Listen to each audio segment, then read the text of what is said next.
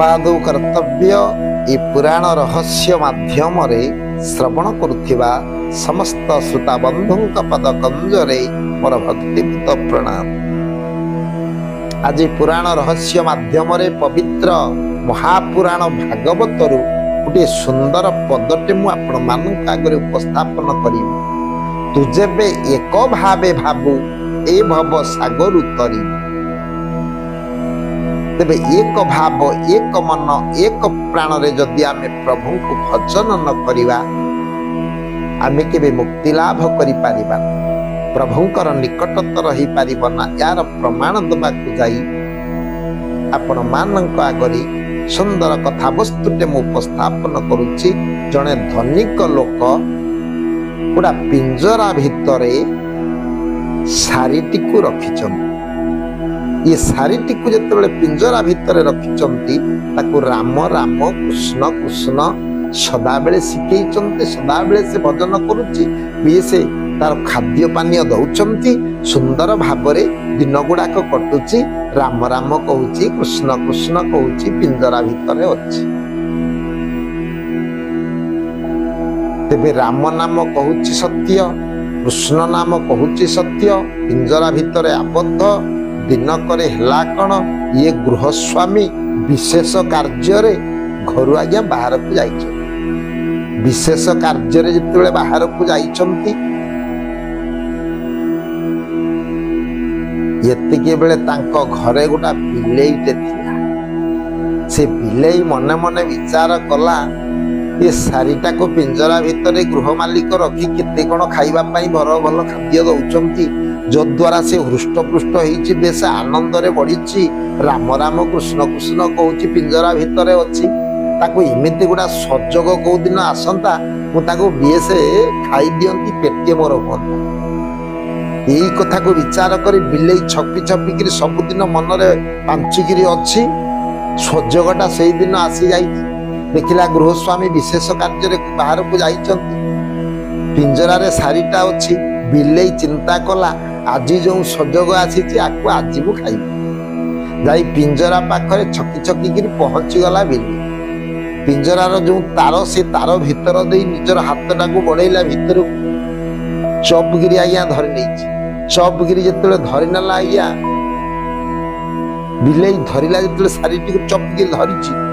से सारी बिलेई मुठा भीतर रही जो राम राम कृष्ण कृष्ण भजन करुला। राम नाई कि कृष्ण नाई बोला क्याऊ क्याऊ बोली उच्चारण करुछि।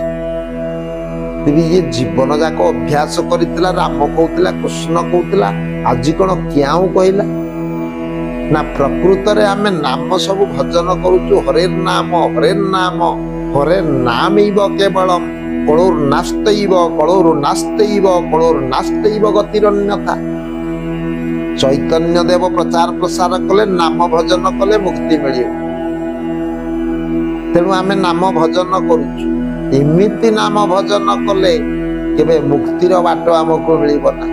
सेति पई कुआ जाईची राम राम कहिले कि पळाइबो पाप। भात भात कहिले कि पळाइबो भोक। प्रकृत रे संकीर्तन रे मध्य प्रमाण अछि। डाकार मतन डाकिना प्रभु को जो प्रकार भाव रे हमर डाकिबा कथा एक भाव एक मन एक प्राण मनर ऐक्यता को अर्पण करी जदि प्रभु को आमे स्मरण करिबा वंदन करिबा कीर्तन करिबा अर्चन करिबा प्रभुंकर शुभ दृष्टि आम उपरे पड़िबो। कृपा लाभ होबो। निश्चित आमे आशीर्वाद पाइबा प्रभुंकर। हेले कथारे अछि मन अछि एणी तेणी कि ठेकी पातिछि गौणी की। अर्थात नाम तत्व चिन्ह आत्मा ब्रह्म ज्ञान नाम ब्रह्मे जार आस। आमे नाम भजुचु प्रकृत रे नाम भजिबार सूत्रटा आमे जानि पारुना। प्रकृत रे सद्गुरुंकर शरणापन्न होई ता सूत्र को आहरण करी तांको निर्देश रे जदि नाम तत्व को किमिति एकाग्रता भाव रे आमे भजन कले एकाग्रता स्थिर चित्त स्थिर मानस प्रभुंक पदरे अर्पण करे आमे मुक्ति लाभ करिबा। सेही निर्दिष्ट तत्व को जदि आमे हृदयंगम करिबा एकाग्रता भाव को जदि आमे जागृत करि पारिबा तेबे आमे ये संसार रो मुक्ति लाभ करिबा बा प्रभुंकर कृपा पाइबा।